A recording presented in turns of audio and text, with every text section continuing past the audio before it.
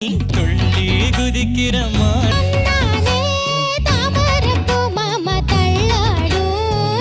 விஷயம் இங்க சொல்ல விரும்புறேன். சட்டம் ஒரு விளையாட்டுன்னு சொல்லி ஒரு படம், சந்திரசேகர் சாரோட. எப்பவுமே விஜய் சாரோடையும் சந்திரசேகர் சாரோடையும் காம்பினேஷன்ஸ் எப்பவுமே சக்சஸ்ஃபுல் தான். ஸோ அந்த படத்துல நான் நடிச்சிருந்தேன். இந்த மூவி பண்ணும்போது அவரோட அந்த ஹேர் ஸ்டைலு, லைக் அதான் ஹேர் ரொம்ப அழகா இருக்கும், பொறாமையா இருக்கும். நம்ம பாட்டுக்கு விக்குக்கெல்லாம் வச்சு கேர்ள் பண்ணும், அவர் அப்படி பண்ணும்போது ஹேர் இப்படி வரும்.